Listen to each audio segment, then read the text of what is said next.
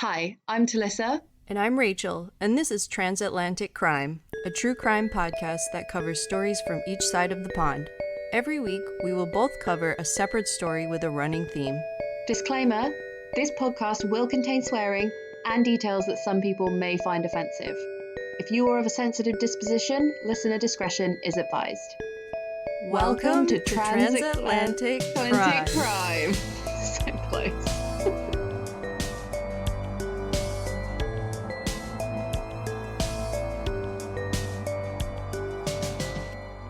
Hi. Hi. Hi. Yeah, you're moving. I'm moving. I had a crazy week with a sick pet. And fuck, I forgot about that. I'm so sorry. It's okay. It was really stressful for about 2.5 days, but now my dog is back to his regular self. You're just a bit lighter in the pocket. Oh man, vet is so expensive. It's horrific. It cost me about $1,200. Yep. And they wanted to do even more, and I was like, no, I can't do that. And I'm really glad I did because he's fine now, but if I had done any more, it was such a it tears at your heartstrings because you're like, I want to make sure my dog is okay, but at the same time, I know. how can you shell out that much money? Have you got pet insurance? No, I don't. Motherfucker! The pet insurance that I looked into was like, you can use this for one thing. So to me, that's such a hard decision to be like, okay, I'm going to use it for this one thing now when he's 3 years old, or save it for 7 years down the line when something worse could happen. That's why I didn't get pet insurance. What? That's so shit. Yeah, maybe I should research more because he is probably going to live another 10 years and maybe it'll be better to buy pet insurance than have to worry about a huge price when something happens again. I don't know. Do you have pet insurance? Yeah. Oh, okay. But everybody has pet insurance in England because it's really good. Oh, that's good. Well, yeah. And also, you don't pay for health insurance, so you don't have that expense. No. Yeah, I have pet insurance. It must be different here, and I don't even want to tell you how much it costs and stuff because I think it's just going to really piss you off. What is it, like £5 a month or something? Yeah. Oh my god. But I'm saying that when like my dog has no pre-existing condition. Yeah. Tom's got like a pug, and his pet insurance is like 60 quid a month. Oh wow. But she's had like a hysterectomy, so like Yeah. that kind of paid for itself. Yeah. She's getting old and there's like stuff wrong with her, so like it kind of pays for itself, whereas like Arlo's at £5 a month has paid for itself because I remember when he ate those geraniums, Yeah. like that was like 100 and something quid. But I think we pay like a 90 quid excess anyway, so whatever happens to him, it's £90 excess. Yeah. That's your cap. But yeah, but it's also like life insurance, like if he dies they just give us 150 quid. Oh. It's like, I guess what that's the fuck? nice. Worst life insurance ever. Yeah. Sorry for your loss. Here's for the crematory process. Dude, if that dog dies, it's getting buried in a field around here somewhere. Like, I'm not paying for him to be cremated. You can fuck off. I don't think I could do that though. I don't think I could. We buried Carly's rabbit in a field around here. Is that not kind of the same? A random place in some field somewhere. Unless I lived in a house that I was going to live in for the next 20 years, I wouldn't bury my dog anywhere. It'd be Because so you're afraid sad. someone's going to dig up a dog skull? Or you'd have to have your dog's grave in your garden? Yeah, or I would just want to know where my dog was. Am I really heartless? I'll figure it out. Just bury it in a field somewhere. Who cares where it is? But I'm like the same about myself. Like, everyone's like, oh, what do you want to do for your funeral? And I'm just like, just cut out the good bits and chuck me in a skip. Like, it doesn't matter. I'm dead. That's how I feel about myself. Yeah. Throw me in the ocean. I don't care. But for my dog... For my dog, I'm the same. I'm like, see you later, dude. It's been emotional. Oh, no. That's so sad. Listeners, tell us what you would do with your pets. If you're a monster like Talicza, write in. Or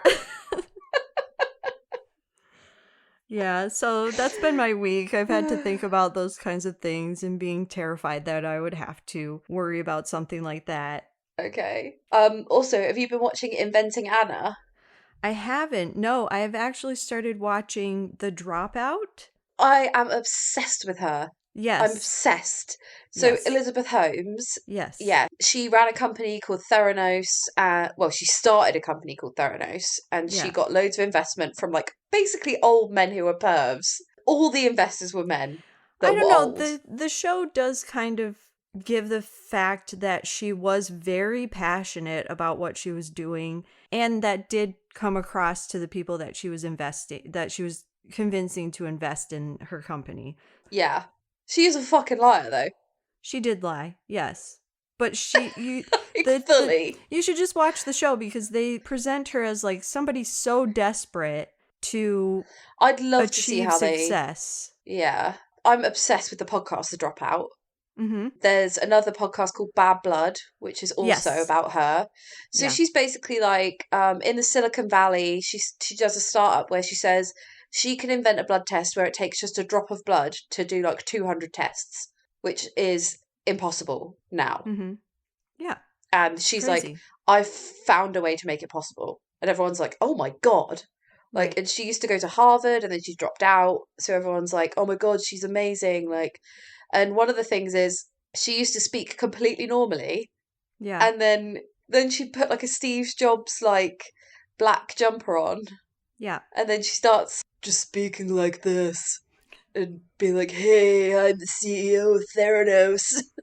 Yeah, she just goes like 5 octaves lower than what her normal voice Yeah. is. The show goes into that. They show that process. They've only released 3 episodes so far, but they've showed the process of like Oh, how she gets to that black sweater, turtleneck, yeah. low-voiced woman that we all know her as. I would Yeah. definitely recommend it. And Amanda Seyfried, she's so good. She's really good. Yeah. Isn't she the girl from Mean Girls Mm-hmm. Yeah. who says that her boobs can tell if it's going to rain? Yes, that is her. She's done a lot That's since her. then, but yeah, I that's haven't her. seen her in anything else. You never saw Mamma Mia? Oh, yeah. I don't really like musicals that much. Okay. But Well, she's in that yeah. too. That was huge. That made a Okay. lot of money. Yeah. She must be a rich woman. Yeah. Unlike Elizabeth Holmes, Yeah. who is maybe in jail now. I don't know if she is yet. She's being sentenced, right? Yeah, the last podcast episode that I listened to about it, I can't remember which podcast it was because I've listened to all of them about Elizabeth Holmes. She was Yeah, I love pregnant her. and she was I believe convincing the trial or the jury or whoever, the court, that she was forced to do these things and Yeah, by Sunny, who was her business partner. right, and she was using her pregnancy as like a way of making her look more wholesome and motherly and innocent. Why would you take a mother away? Why would you take a child? I can't speak tonight. I feel like there's something wrong with my brain lately. Honestly, I'm genuinely scared. Oh, you gotta get on that trivia. You gotta Fuck. Oh my God. So Wordle, like everyone loves Wordle. mm-hmm.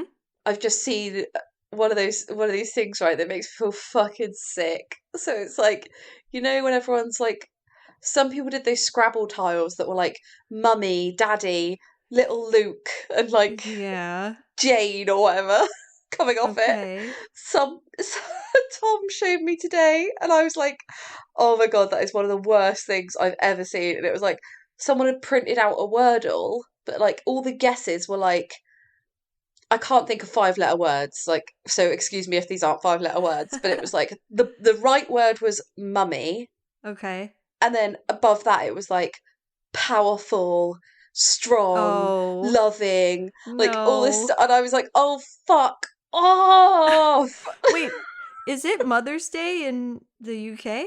In a couple of weeks, yeah. Right. Okay. I keep seeing mom stuff and I'm like, oh yeah, it's Mother's Day soon in the UK and Ireland, but not here because we Yeah. have it in May. But That's really weird. So I was just thinking, loads of mums are going to get that. And like, how do you not rip your own skin off when you see that? I don't know how you look Some at it. people like it, Talicza. And Some don't stab your people, eyes out with a pencil. the same people who enjoy that are the same people who put up posters that say live, laugh, love. Yeah, it's the Live, Laugh, Love crew. I get it. But it's just like, is nothing sacred? Like, Wordle was cool and now it's ruined by Was fucking it Mumsnet. was it cool? I don't know. Was it? It was cool for like 5 minutes and then the fucking New York Times bought it. I saw a tweet that said it took World War III to get people to stop talking about Wordle. I want to go back to Wordle. Like, also the other day, like somebody was going, this is literally like the day after they announced the war on the Ukraine. Yeah. Somebody was like, yo, sushi has gone way downhill. So sad about this. Like, can't believe it. Like, I'll never go there again. And people are like cry reacting to it on Facebook. And I was like, who are you? Was it someone you knew? Wasn't anyone I know, mate. They would have been blocked. Of all the places. Yeah, also sorry that the restaurant that you can afford to go to and are alive to go to and are able-bodied to go to, and like, oh, Yeah. fuck you. That kind of is a good segue into what our theme is this week. Speaking of sushi, what? And the region that we are talking about. I see. I fucking hope we haven't done the same one again. No, we haven't ever done it before, but I hope we haven't done the same one. I hope I get like a panic about it every week that we've done the same one. I did too, and we could have communicated about it, but we didn't. But I don't like doing that because then I think it'll ruin it. Yeah, that's true. I think if we had just told each other what countries we were doing, then it would have been okay. Okay, what country are you doing? Indonesia. We're good. We're Okay. 100% good. All right. Breathe a sigh of relief. Phew. All right, Yeah. should we get into it then? I think I'm first. Yeah. Right?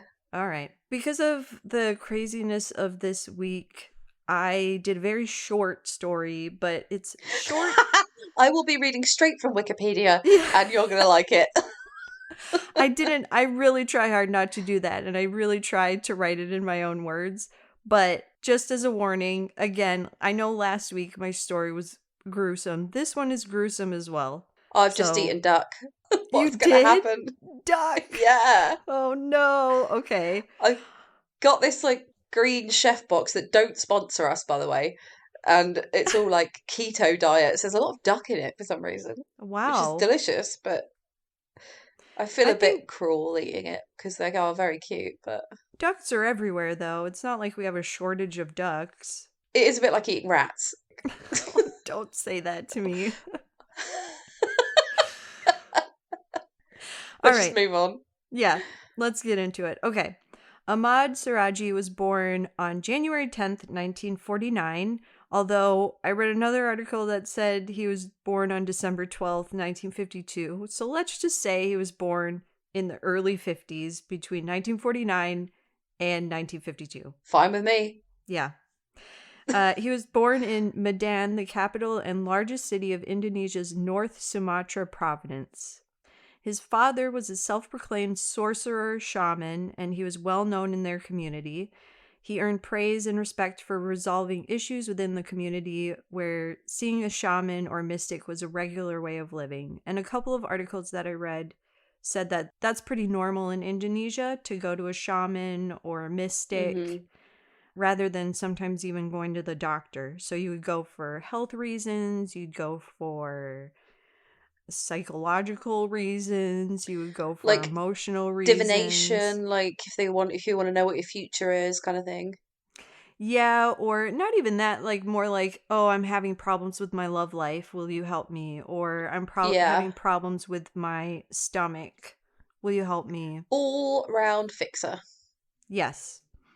So Sarajee, on the other hand, even though his father was really popular, his parents were really busy because they were so popular. So he was often left to his own devices, and he was seen as, in quotes, different. As a child, he had trouble making friends, and he was seen as a loner. He fell into petty crimes and as a teen until he was 19 when he first went to prison and served 10 years for cattle theft and public violence. Straight off the bat, he was weird. He got into petty crime. I think we've heard that story before. Yeah, I mean, like in the 50s, different means maniac. So Yeah. let's just do a bit of translating. Different is a very large umbrella in the 50s. You could be a maniac. What are we talking? Or you could just be really good at math. What are we talking? Different gay, different autistic, different stabs people? What can you narrow this down for me, like, a little bit? Yeah. Loner, too many friends. What could it be? Kills cats, really good at counting cards. What are we talking? Yeah, so he went to prison for 10 years when he was 19. He got out, and within the first 2 years, he stole some cattle again, and then he went back. And then, when he was released officially, he was determined to change his image and bad reputation. He's set to learn from his shaman father, so he began his journey into becoming a Duncan, a Dunkun, or Dunkan, which is a class of shaman who have the reputation of being in possession of supernatural powers. So that's what his dad was, and he wanted to be like that too. He saw his dad being really respected and trusted, so he started learning his ways. It is not known what year his father died, but Sarajee claimed to be able to speak to his father even after death. He soon became revered in the community, and he was regarded as Datuk Marinji. People believed that he could move clouds and heal the sick. I don't know what he was doing to convince the community. I could convince you I could move clouds. I don't think I convinced you I could heal the sick. Well, I could be like, look at that cloud. I'm going to make it move to the check the wind direction. Yeah. Lick the finger. Left. By 12 p.m. today, it will be over there. Just watch it. Checking the weather report. Yeah. And healing the sick, I mean, sometimes you could, for people who don't know anything about their bodies, and then going to a shaman and him being like, oh yeah, just drink this ginger tea and you won't have a stomach ache anymore. Yeah, but calling it magic tea, being like, I invented this, or I've put a spell on it, or... Yeah, I created this in the moonlight of the third day of the month. Oh god, that was quite convincing, Rach. I can do this. Tell me more. Yeah. Although, just to say, like, there are real shamans, and there are people who take this very seriously. So it just sounds like he didn't. He was completely spirituality duping is people. a spectrum. Yes. So he was popular with women who wanted to maintain their beauty and find love, and with people who were looking to find good fortune and health in their lives. So I guess he was successful in some cases that made him a little bit more respected. By the mid-1980s, Sarajee had changed his image from petty thief and violent drunk to a respected and trusted healer within the community. So that was the mid-1980s. And we're going to go ahead to May 1997. Sarajee, and by then his 3 wives, he had 3 wives and they were all sisters, they got arrested. They were arrested on suspicion of murder in May 1997. So we are going to discuss what happened. On April 24th, 1997, 21-year-old Sri Kamala Dewey asked a 15-year-old rickshaw puller named Andreas to take her to see Sarajee. She asked Andreas to keep it a secret. It was late at night. She wanted to go see the shaman. He asked her why, and she was like, don't be so nosy. I just want to go see the shaman. 21-year-old young woman. And then women's problems. Possibly. Scare him off with women's problems, whatever it is. Could have been love, could have been something Money. to do with her body, could have been money. Yeah. So then she asked Andreas to pick her up from the shaman. However, she never showed up to be picked up. Andreas went to her father to tell him that his daughter had gone to see the shaman and hadn't shown up. So Dewey's father reported her missing to the police. That was on April 24th. So the police they started looking for her. Andreas, the rickshaw puller, he didn't tell the police this, and I don't think the father did either. He just reported her missing. So 3 Okay. days later, a young farmer had gone into the sugarcane fields to feed his livestock, and that sugarcane field was neighboring to Sarajee's field. Okay. The young farmer came across an unusual mound of dirt.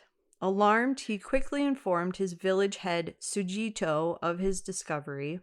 Sujito went with him and took a few men to inspect the mound. This is so weird. They stuck a piece of wood into it, and then they were met with a rancid stench of decay. That's kind of like, have you not seen that on police searches where they do that? They No, I stick haven't. sticks. So when they've got like a cadaver dog, Yeah. like they'll sometimes stick a stick in the ground, like as far as it'll go, because if there's anything buried, the dog will be able to smell it easier. Not that that has Oh. really that much to do with this, but I It guess they maybe just it didn't want to was. touch it with their hands. Like they were It just sounds like, like it was, yeah. it's quite a teenage boy approach, though, isn't it? I To a agree. problem, poke it with a stick. Aren't you gonna mess up the crime scene if it's something bad? I don't know. This is, yeah, it is weird to just poke something with a stick and hope for the best, but Right. hey, I wasn't there. I don't know. I guess what else are you going to do?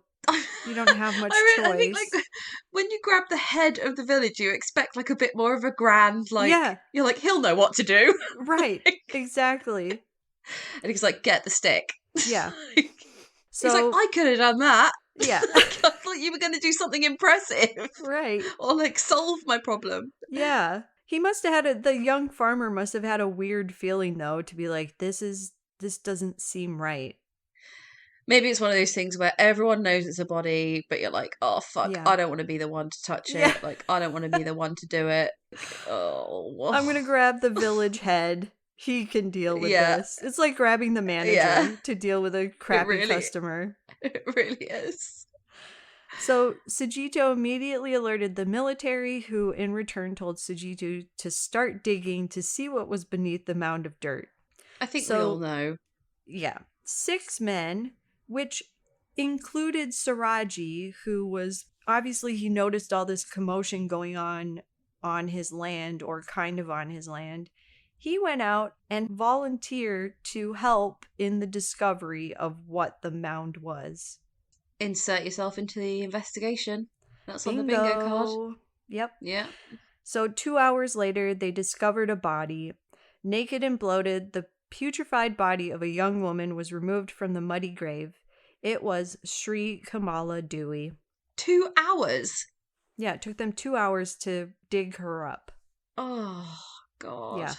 She must have been down there pretty far, but if it was only 3 days later, it would have been pretty fresh dirt. So I can't imagine it was like stuck in there. I've discussed this with you before, and I'll say it again. Digging a fucking grave is so difficult. Back to the rabbit. When me and Carly buried that rabbit, fuck me. I was like digging in frozen dirt, but it's so difficult. You get like barely anything on the spade. It's just slow. It's just a really slow way of doing things. You were in England where it's cold and rainy and wet, and this is Indonesia where it's warm and it's farmland and... Yeah, to be fair, Indonesian dirt would be pretty easy to dig, maybe. Yeah. 2 hours is probably enough to dig a proper grave for a whole person. And one-handed. Probably not one-handed. Remember, he had 3 wives. What are they doing? Ooh, is that a little hint? A little bit, Okay. yeah.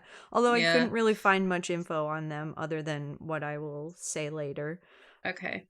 So, the 15-year-old rickshaw puller Andreas told authorities that Dewey had asked him to take her to the shaman, and so Sarajee was arrested on May 2nd, 1997. He immediately confessed, going as far as confessing to the murders of 16 women over the past 5 years. What? Jesus Christ, mate! Yeah. However, a search of his property revealed clothes and watches belonging to 25 missing women. Whoa! Why is no one looking for them?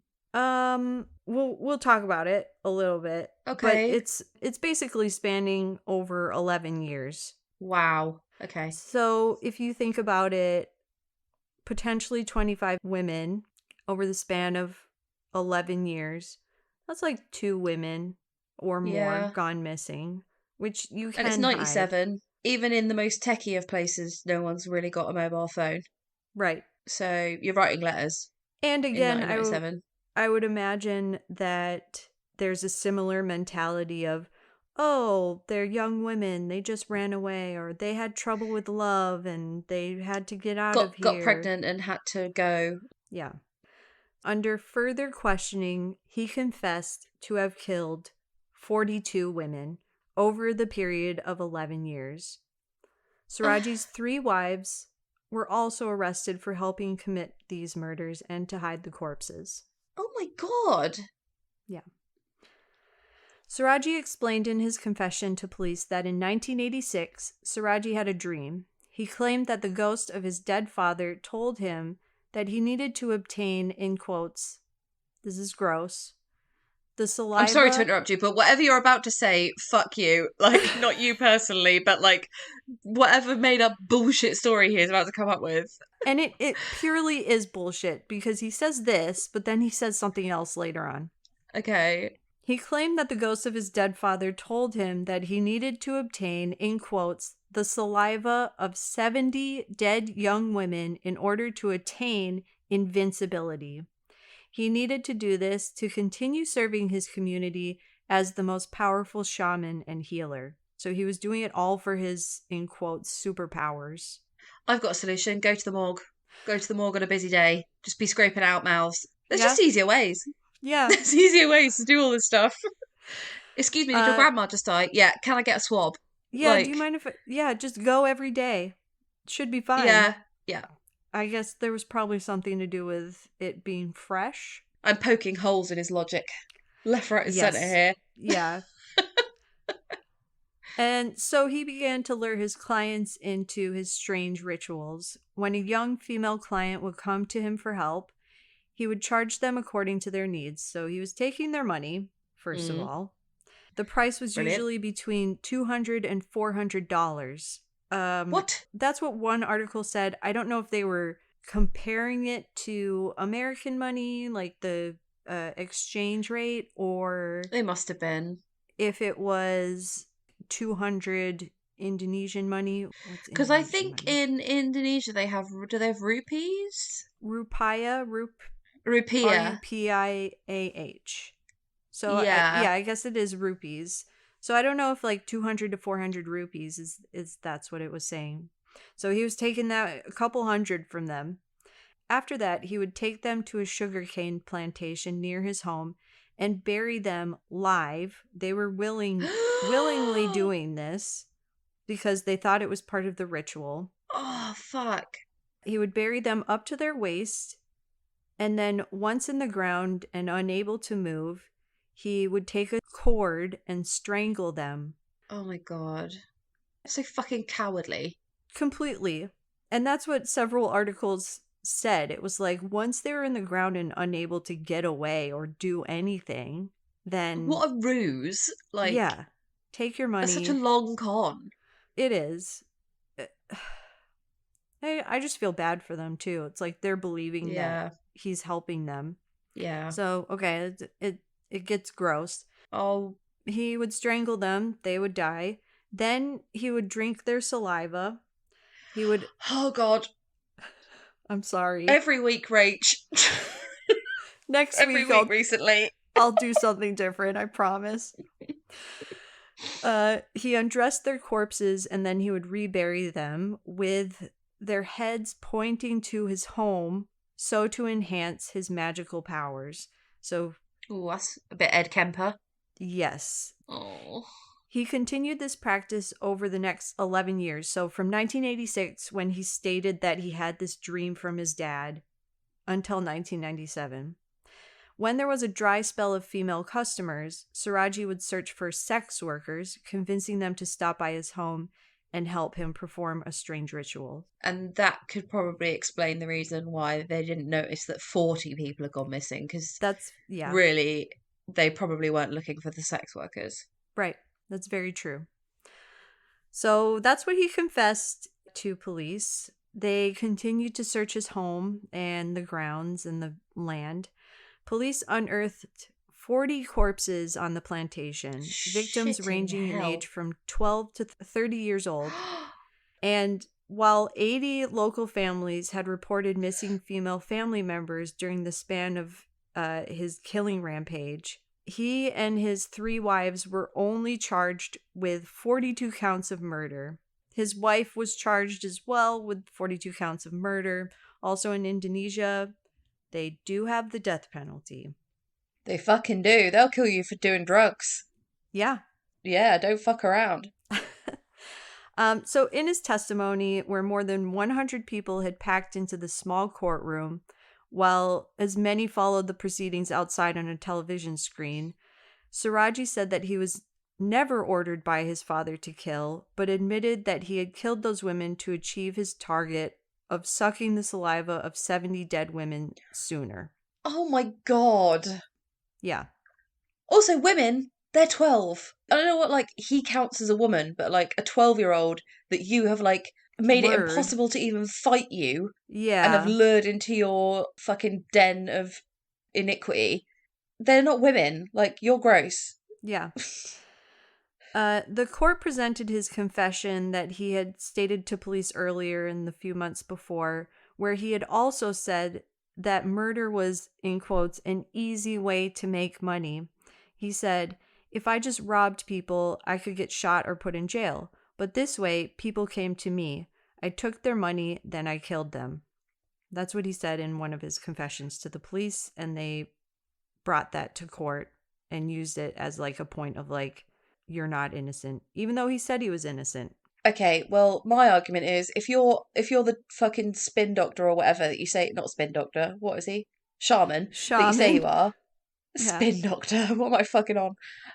If you're a shaman, then surely they're better to you alive. Because every single ailment they get, they're going to come to you again. True. Yeah. So, like, why are you killing your customers? Probably Like- because he didn't believe, I'm just going to take a guess, he didn't believe that he was an actual shaman. He So was a they'd be like, this is criminal. bullshit. Yeah. He was a They'd criminal. be like, you can't fix shit. Right. That's so true. And you're like, creepy. You're creepy. You used to steal cattle. I know who you were before you did this.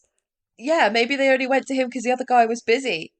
And then never came back. Yeah. And I can totally see them. Maybe they were repeat customers and they were like, "Hey, what you did for me before didn't work." And he was like, "Oh, yeah, maybe. let's try this new ritual. It's even more Yeah, intense." now it's time to get rid. Yeah. Yeah. So he maintained that he was innocent, but the 363-page charge against him prevailed. On April 27, 1998, Sarajee was convicted and sentenced to death by firing squad. Oof. That is a cheeky one that we haven't had in a while. It's a little scary. That's your preferred method, isn't it? Yeah. Although, now that I think of it, I thought that was pretty ballsy as a choice. They do give you a fag, though. And a blindfold. Yeah, you can't do that with a injection You get to smoke a or cigarette and have a electric blindfold. chair. Yeah. You can't have a puff on the electric chair. Or on the gurney. That's just completely medical. Firing squad, at least you'll look cool. I think that was my original idea. That's the coolest looking one, but... You just want to look cool. Yeah. There's so many things that could go wrong, though. Like, you could get shot in the wrong spot and live. Oh, you could shit your pants. You could... Look, every method, you're going to shit your pants. Yeah. Let's just put that out there. Yeah. That's a given. To me, though, it seems like it would be really quick. Like, faster than the electric chair and faster than lethal injection, even. I've never been shot, so I don't know. There were cheers from a large crowd in the courtroom as the verdict was read out. Sarajee did not seem bothered by the conviction, focusing more on the fact that he did not reach his target of 70 women. He literally said to some reporters. He was like, the target was 70. You're a fucking cunt. I'm glad you're getting shot. Yeah. I hate you. His wife, Tumini, was also convicted and sentenced to life imprisonment. Some argued that his wives were under his spell as his accomplices, though, and so Tumini had her sentence reduced to life imprisonment. And there was a little bit of confusion on this. I've looked at so many different articles for this, and this is the reason why it was taking me so long to finish the story. It was because I couldn't... Don't worry about the details, Rach. People don't care. They just I tune in to care. hear about when we shit ourselves. I care. But it said that her sentence was later reduced to life imprisonment, but then it was changed back to a death sentence. And then his two God. other wives, they had been charged, but they ran away. They were never seen again. That's why no one's being looked for in this fucking village. Because your answer to your problem is fucking cheese it. Yeah. Get out of here quick. Yeah. Stole a cow, get out of here. Got pregnant, get out of here. Killed 40 people, run. Yeah. Yeah. Accomplice in murder, run.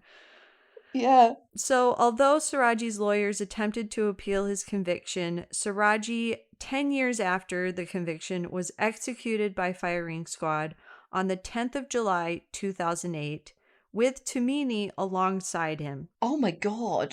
They did a double. Yeah. People in Sarajee's village said at the time that the allegations about him have put them off from seeing mystics, and that they will now stay clear of traditional sorcery. As one of Sarajee's neighbors says, they feel betrayed by a man who was once a respected member of the community. And that is the story of Ahmad Sarajee. That was so good. Thanks. That is such an interesting story. Short and gruesome. It's not that short. Could have done without the sucking out spit thing. I'm sorry. Anything spitty makes me feel a bit gross, but again, details. Details. But yeah, it's 40 fucking women. Or more. Jesus. That's yeah. How many did Gary Ridgway kill? 80?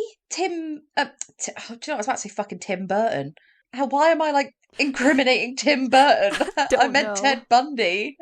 Rachel, I feel like one of those people, when they say to people with Alzheimer's, try and draw a clock and they can't draw a clock face. Yes. I feel like that is what is happening to me at the moment. No, that's how I felt the few weeks after I had COVID. I was just forgetting people's names. I was forgetting times of things. There were so many details that I was just weren't in my brain, and it was embarrassing and frustrating. Yeah, I'm embarrassed that I just said Tim Burton instead of Ted Bundy. I mean, I get how I got there, but I'm telling you, Talicza, you gotta read and do trivia and not drink for a week. That's what I did. Oh God. I had a Baileys yesterday. Is that why this is happening to me? Oh no. Yeah. Oh my God, I had a Baileys with hot chocolate. Tom's mum bought it for me for Christmas, and I put marshmallows in it. Yum. And then Arlo wanted a marshmallow, and I gave it to him. I was stroking his fur today, and it's got tacky marshmallow all jammed in it. And it's gone as hard as super glue, and I was like, oh God, I'm gonna have to cut that whole chunk off. Oh, it's like a small child getting gum in their hair. It is like he's got fucking gum in his hair. I was like, oh fuck. Oh.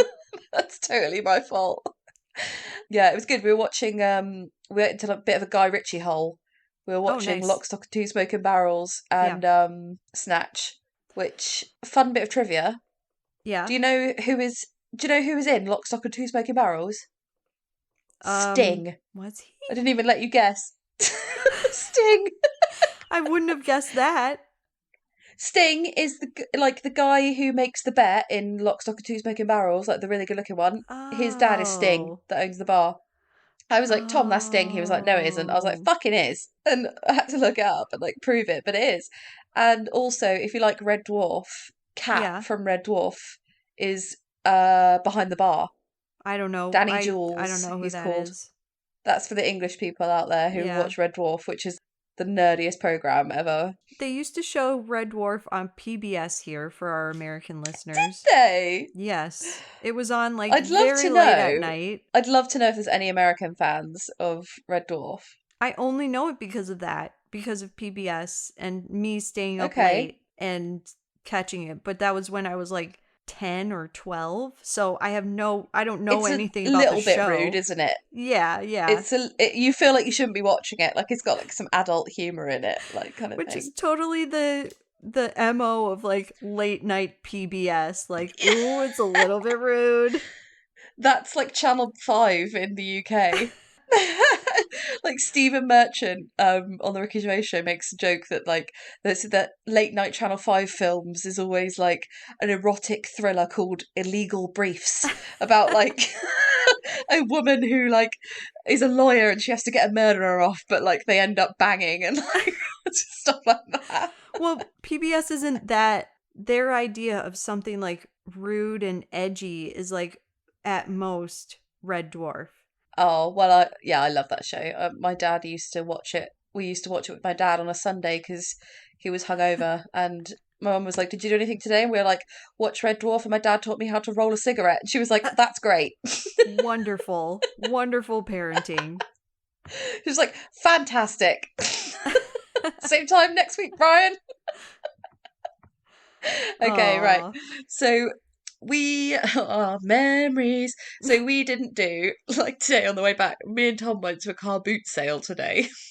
Yeah, Again, we've discussed car boot sales, haven't we? we have. Yeah. It's like a yard sale, but loads of people in England go to them. And I got a sewing box, which is really cool, like a vintage sewing box. Yeah, I saw that. It does look cool. It looks very vintagey. It was only a tenner, which is super cheap. It should have been about 40 quid. It's beautifully made. When you posted that, I was like, ooh, $10 at a car boot sale. That's pushing it. It is. Do you know what that is? That is Yeah. not car boot sale money. No. Like that should be fiver tops, really. But Did it's a you Bristol talk them car down? boot sale. No, because as soon as she said tenner, I just ripped her arm off because I knew how much it was worth. Yeah. Okay. If I was to resell it, like it would be worth about 40 quid. But I'm going to use it because I really, really like it. But anyway, on the way back, Tom was smoking a cigarette in the front of the car. The smoke was going back in my face, and I was Oh, like, no. "Tom, can you open the window of your car a bit? Because I'm getting like flashbacks of being in my dad's car when I was 8." He was like, "Yeah." Aw, Oh God, memories. memories. It's funny as an adult what things trigger your like really weird, kind of traumatic memories of when you were a child.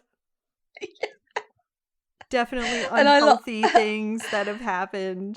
Yeah, like what did you do today? Did you go to the park? Did you go to the zoo? Nah, just sort of watched Alien and rolled dad 20 fags. Ate a bunch of chips. You're 8 years old. That was it. Yep. Yep. Ate a That was dinner. ate a pot noodle and watched season 5 of Blackadder. Oh. So anyway, right, enough about my horrific childhood. Right. So not horrific, just a bit neglected. You're fine emotionally. now. So You're good now. yeah, although I had therapy on therapy last Wednesday. Oh, nice. And oh, it's so good. We'll talk Yeah. about that in a bit. Anyway, I'll get this fucking story out. Okay. Right, so my story is about I'm gonna try and pronounce all of these things right. I'm gonna try my best. Akihabara Massacre. Okay. So this is in Japan. Okay, Mm-hmm. have you heard of it? Have I heard of Japan? Yes. No. No, Shut up! I'm You're ruining glad. my story. And I almost did Japan as my story. I almost did a story from Japan, so I'm glad that I changed it. Okay, good. So in 2008 at 12:33 p.m. on Sunday the 8th of June in the Akihabara shopping region in Tokyo, Japan, a 2-ton truck ploughed into a crowd in the popular shopping district. So it was famous for electronics, comics and games, and it was extremely crowded on that Sunday morning.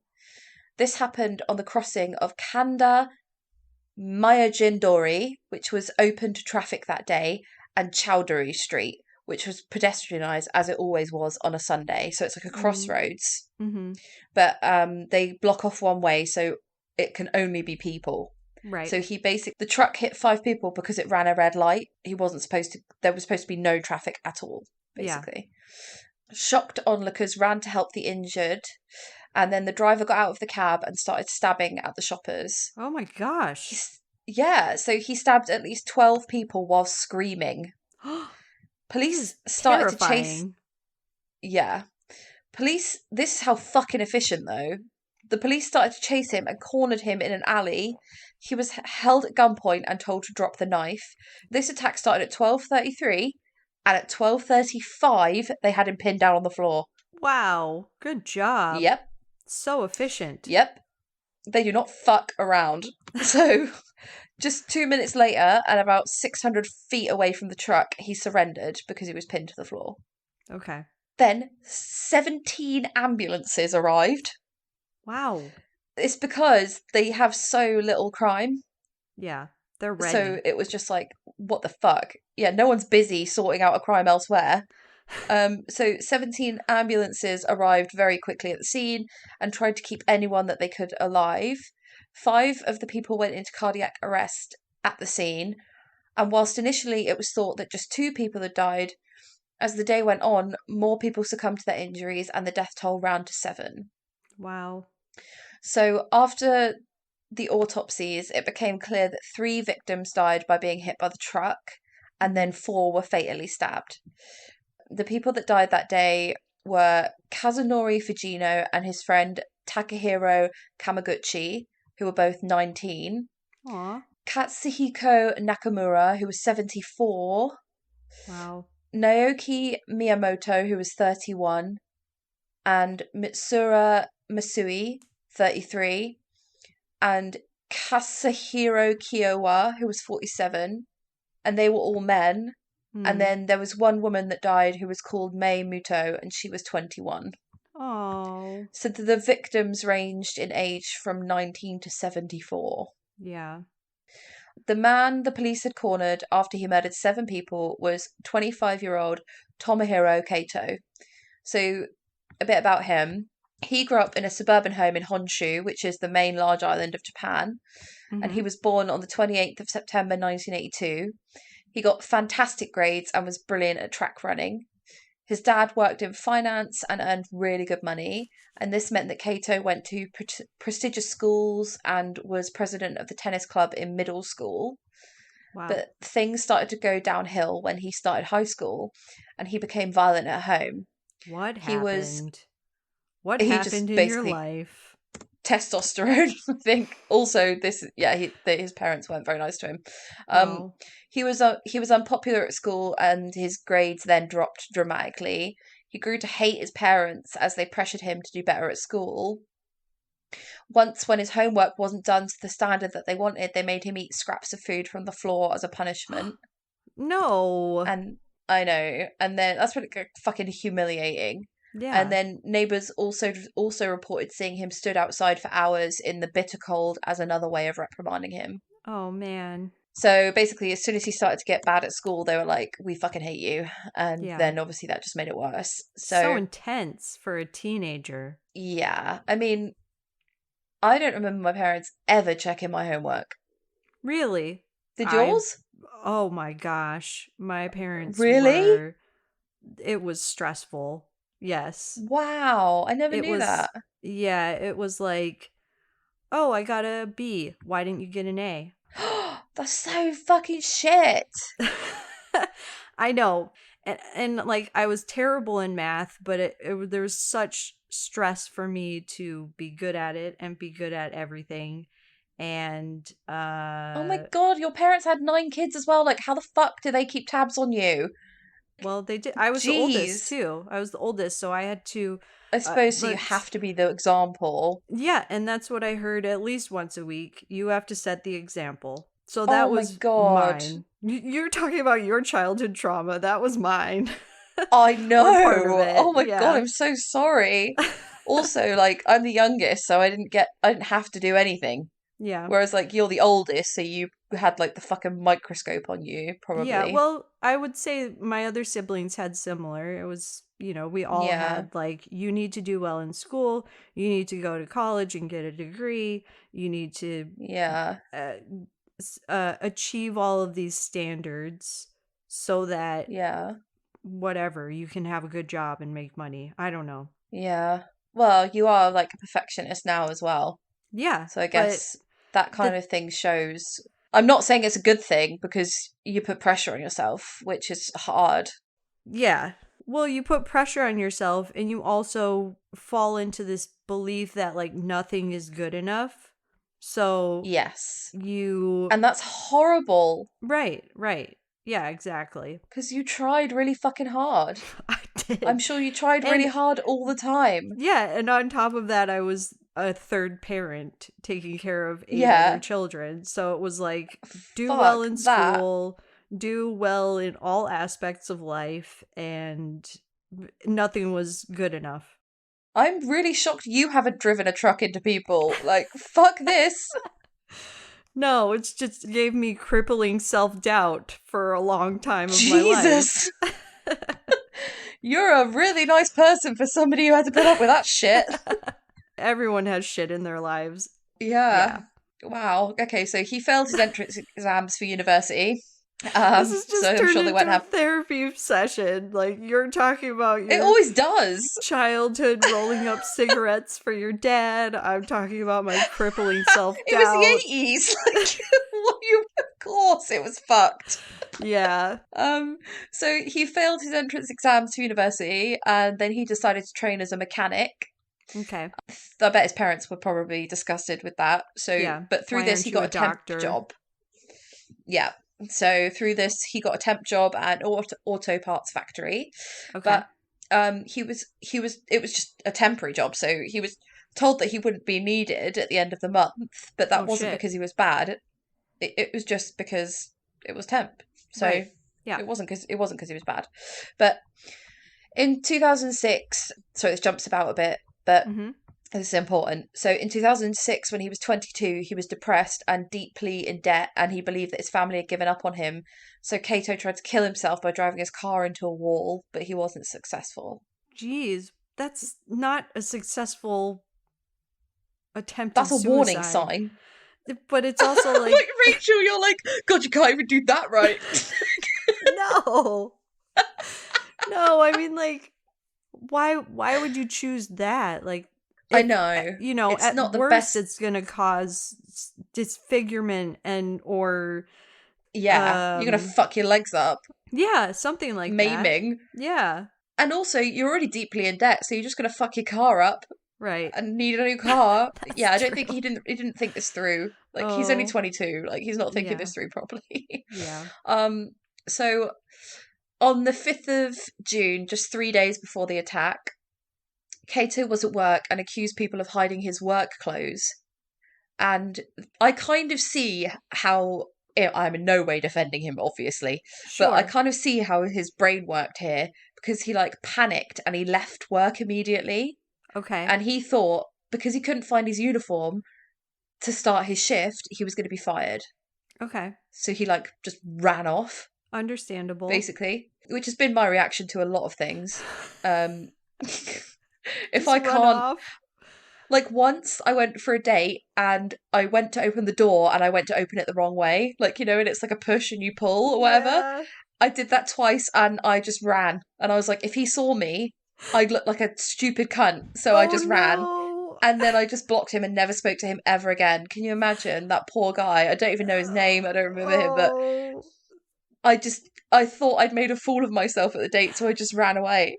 And do you think, I totally understand that, but do you think like now, because if that had happened to me now, I would just make fun of it and be like, oh, I thought Of it course was I would good. laugh. Yeah, I'd be exactly. like, I'm such a dick, I couldn't open the door. Whereas, like, Right. I was in my 20s and I was like, ah! Oh no, everyone thinks I'm an idiot. I was like, he's definitely seen that, so you might as Yeah. well just run off now. That's hilarious because there's a sketch show here called I Think You Should Leave. I don't know if you guys have it Right? over there. And No. that happens in the sketch Someone did guy. see me, Rachel, when they wrote it. But I'm saying everyone does it at some point.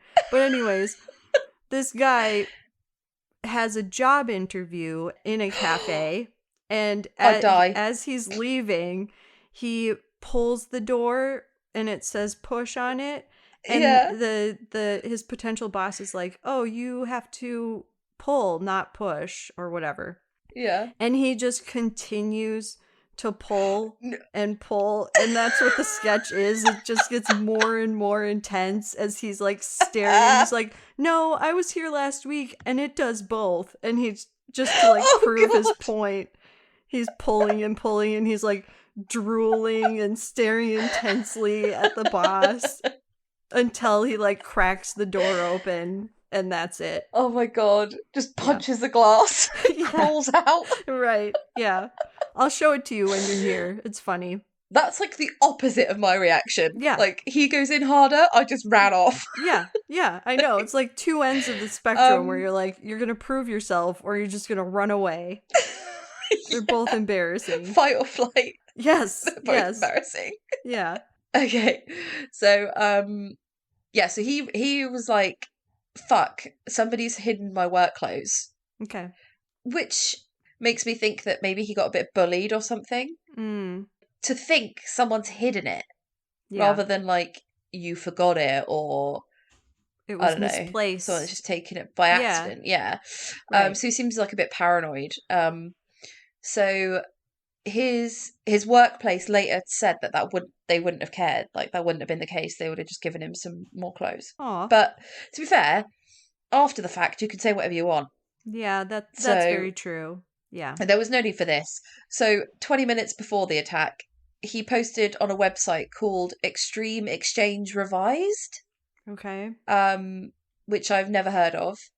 And he posted from his phone, revealing that he was going to murder people.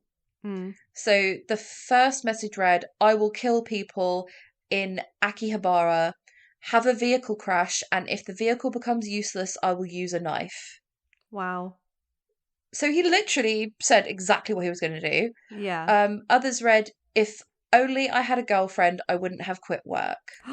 Don't put all that pressure on a woman to Yeah. fix all This your is basically problems. women's fault now. Yeah. If yeah. someone would just fuck me, I wouldn't have killed anyone. Yeah. How many times have we heard that?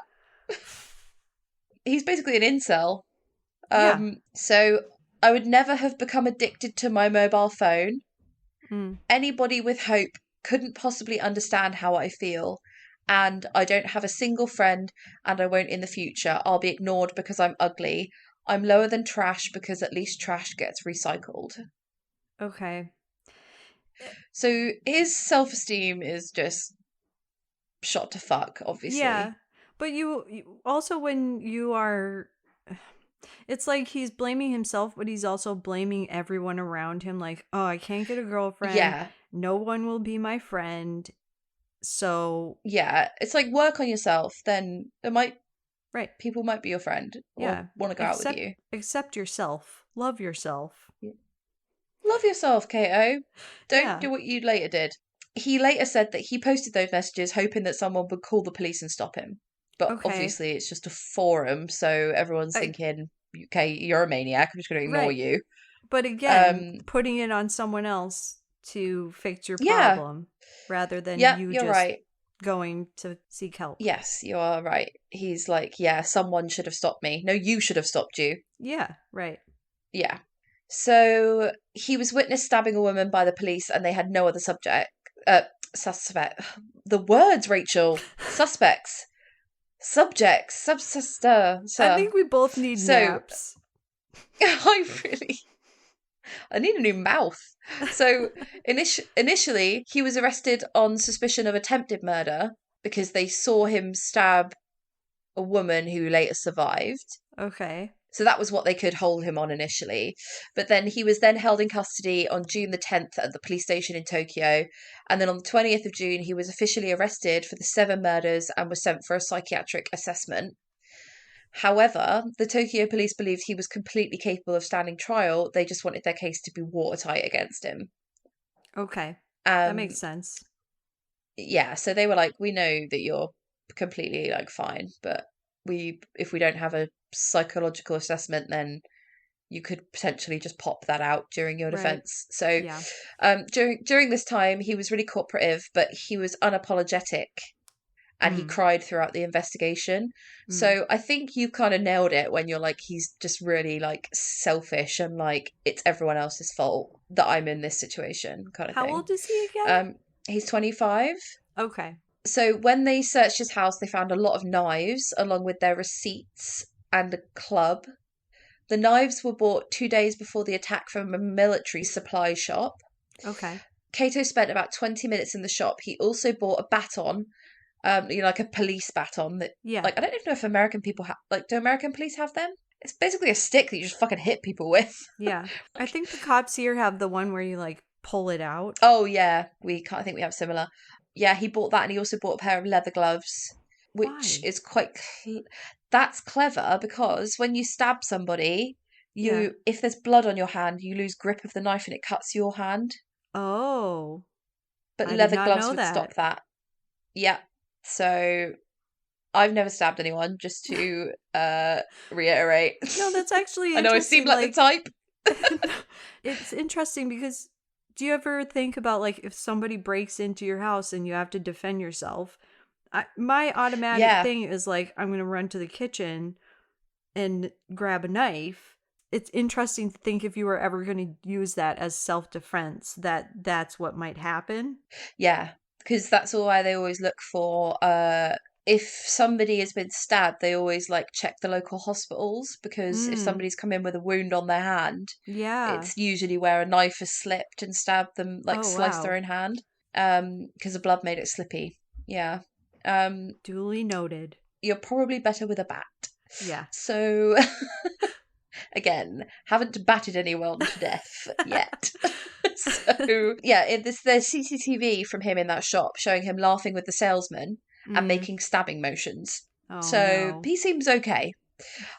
Police found his phone, but he had erased all the data just before the attack, including all of his contacts and his numbers. And he said that was to stop him annoying people before he did it.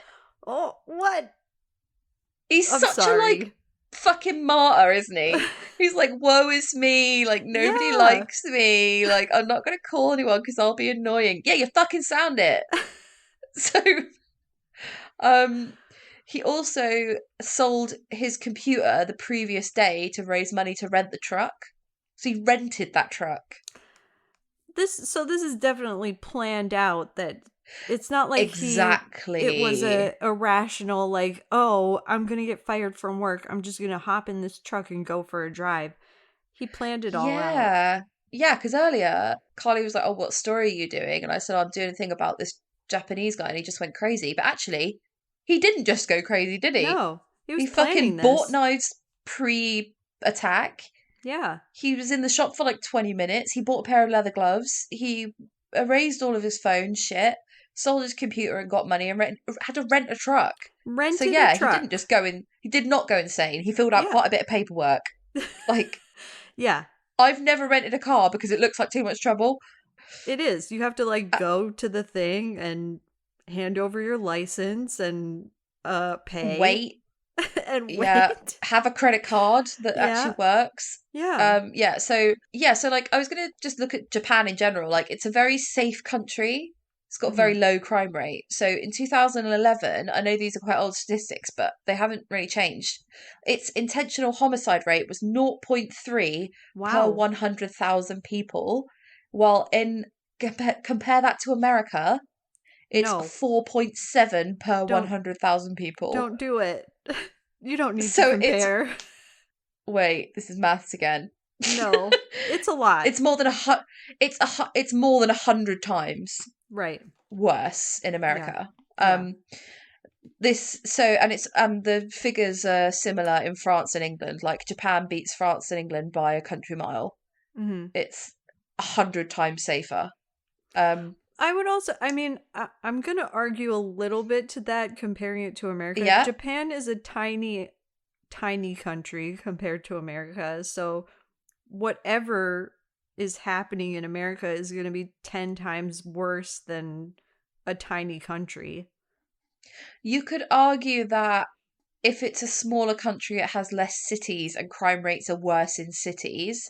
Yeah. But you could also argue that America has legal guns Yeah. and a lot more racial disparity. Yeah. There's like things that would affect those statistics. That's But very true. I mean, all in all, Japan is a safe country. And Yeah. I was reading up on that as well. And it's because like their police, so we're allowed to keep somebody in a police station for 24 hours. Mm-hmm. And if we don't have any evidence and we can't charge them, we have to let them go. Yeah. Unless that's it's true. like extreme circumstances, then we can keep them for 48 hours. Right.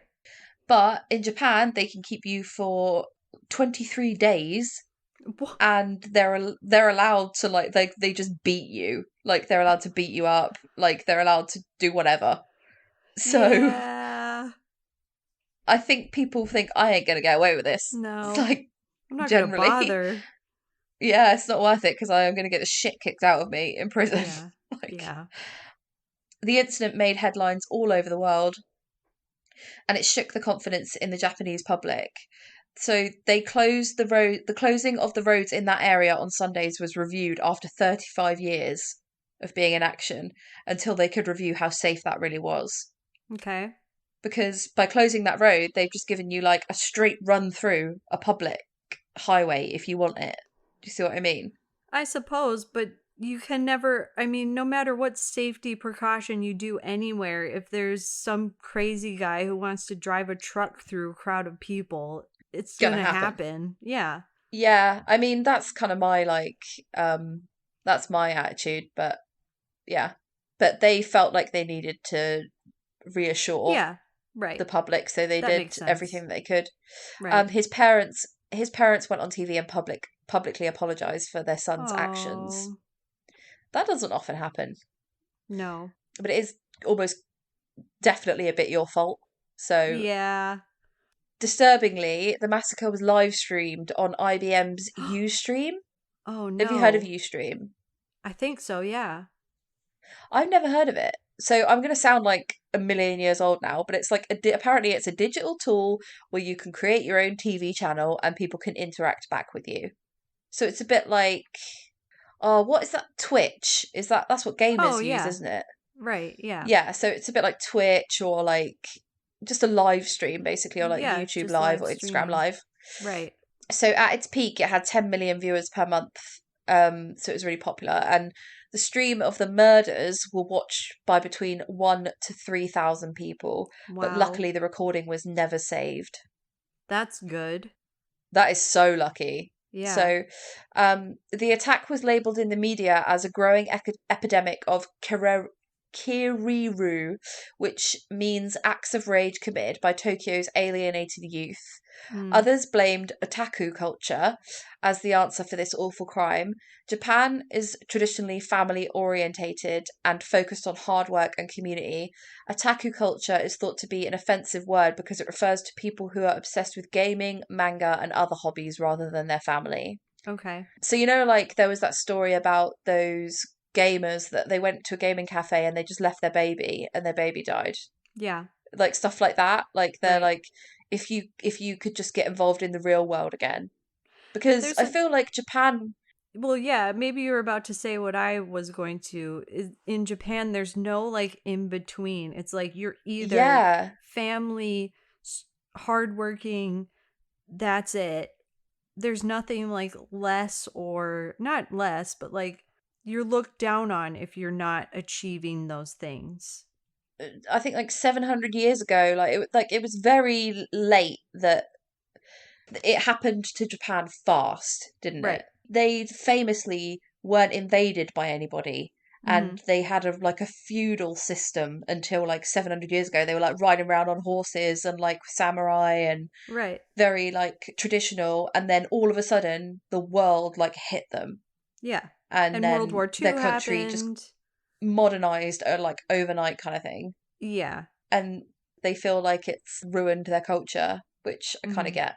But so it took 3 years for his trial to happen, and the defense focused on the fact that he wasn't mentally stable. While Okay. the prosecution said he was mentally competent, prosecutors also pointed to his attempts to justify himself in response to the people who harassed him on a bulletin board, branding his act as self-centered, which Okay. is very true. Yeah. They said his unstable employment and he had an inferiority complex about his Yep. appearance, and his inability to find a girlfriend also led him to commit the crime. Again, stop blaming other people. Stop blaming I've women. I've looked at him and he just looks like a nerd. He's just like Millhouse nerd. Japanese Millhouse. Like But it doesn't matter what you look like. It's just like that doesn't mean that women don't oh, like you, and that's what I've said incels it use. I've said it once, I've said it again. The mutants that I see that are married. The disgusting, gross people I see and they've got a wedding ring on, and I'm like, oh my god. There is just a lid for every pot. Yeah, you just have to have a little bit of love for yourself, and somebody is going to accept you for you. As a bloke, all you have to be is funny. You don't even have to be good looking, That's and pretty someone will true. fuck you. Yeah. Like, Yeah. Yeah. learn a And joke. if you're a woman, you just have to be a woman. That's it. You just have to exist. Yeah. You just have to be alive. Right. Not even that sometimes. Sometimes if you're Ted Bundy or Yeah. someone like that. Okay. Anyways. Okay, anyway, less of the fucking necrophilia. I Yeah. remember that word fine. That's not gone from my brain. Right. So Unfortunately. unfortunately that's right in there. Yeah. So Kato told the court at the end of the trial, "Now I think I should not have committed the incident, and I regret why I've done. I feel sorry for the victims and their families and the people injured." That sounds like a robot wrote that. Yeah. Someone told you to say You've been that, or told by you your read that lawyers to say somewhere. sorry. Yeah. It's like, how do you say sorry? It's like, look, I'll just write it and you just read it out, okay? Can you proofread it? Thanks. Yeah. So he got the death sentence.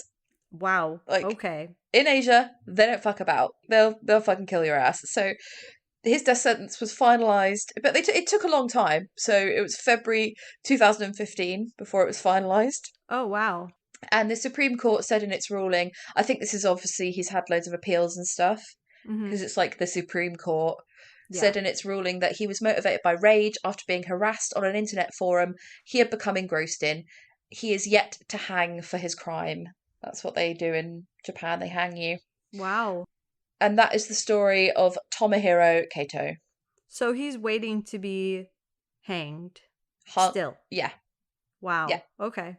Well, he's like 37 now, I think. Okay. Man, good story. I feel like it sounds familiar, but Yeah. obviously I didn't know the details of it. There's just not that many crimes in Japan, is there? Like, when something happens, it is pretty big. It's intense because, again, this is what I was trying to say earlier about, like, when there's only one standard way that's accepted as living, then so many people get suppressed. They suppressed all their different emotions and feelings. And so, yeah, places like Japan, somebody will just go nuts and go on a rampage. Yeah, and those are the news stories that we hear of, because there's such a, and I think that happens in England sometimes too, because you guys have a very like polite stiff upper lip. Yeah. Definitely. I always think that Japan and the UK are kind of similar in like how your ways of life, I guess. Yeah, we have a lot of tradition and a lot of like ceremony and a lot of like there's a certain way that you do things. Like in Japan, like there's words that you call your elders and words that you call your friends, like your politeness. Like you both have this standard of, if you take the metro in England or if you take the metro in Japan, there's a standard of politeness. Like, don't look at the other person, don't make loud noise, don't make this uncomfortable for everyone involved. Yeah, sit quietly. Yeah. Until you reach your destination and then get up and then wait until anyone else wants to get up before you. Yeah. Or just get out the way. Right. Like, there is Yeah, and you'd sooner die than break those. Like you'd sooner run away than push a door the wrong way. Right, exactly. Yeah. Oh yeah, I was whereas gonna in tell you America, it's so different. You're gonna be in someone's face about something. You're gonna prove that you are the loudest it's person. my First Amendment. I was going to tell you about my counselling, right? Yeah. I've started this therapy and it's called Human Givens Therapy. Oh, And okay. it's a new type of therapy that I've never heard of, because I've done like talking therapy and CBT, which is like cognitive behavioral therapy, where you just basically like look at your thoughts and like you go, why do I think that thought? And then you just try and think a more neutral thought. Like instead of I hate my body, you would think my body looks okay today. Like, and then the next day you would think my legs look nice today or whatever. Like that's like CBT kind of thing. Right. Not that mine has ever been about my body, because I think I've got a fucking banging body. But yes, it was about. I was like said to my therapist. She was like, "When do you feel most anxious?" And I was like, "Probably when I'm in the office." And she was like, "What do you do when you're in the office to like unwind? Is there anything you do to like take a break?" And I was like, yeah, probably have a coffee. Like, I'll just get up and make a coffee." And she's like, "And how many coffees do you have a day?" I was like, "Probably about 8." And she was like, oh my "Maybe gosh, think about just having 2." And I was like, "I've just paid you £90 to tell me to drink less coffee. I mean, and I won't be as anxious." Like, I'm such an idiot. You're not though. We were talking about this at work the other day. How many people go to the doctor and the doctor's like, you need to drink more water. We're not told to listen to our bodies. We're not taught. We're in our Western society are told to go to work, and that is the most important thing. Be a machine. Yeah, be a machine. We're not told to listen to our bodies when we're thirsty and we need to drink water. We're not told to learn that when we're anxious, we shouldn't have caffeine, or we should have less caffeine. Like that's she was like 8 cups of coffee. Yeah, and I've definitely been there too. She was like, "Maybe try some herbal tea." Yeah, like £90, true. Rachel. Oh man. It's okay. You've learned a lifelong lesson that will last you. You will remember that forever now. I really will. I paid for that dearly on so many levels, like metaphorically, literally. Anyway, drink less coffee, people. Drink more water, drink less coffee. Drink less coffee. Listen to your body. The end. Amen. Yeah, really, truly. I paid 90 quid for that. On that note. Okay, bye. Thanks for listening to Transatlantic Crime this week. If you liked what you heard, please rate, review, and subscribe. And if you'd like to follow us on social media, you can find us on Twitter at TransatCrimePod, Instagram at Transatlantic Crime, and on Facebook with Transatlantic Crime Podcast. Thanks, bye.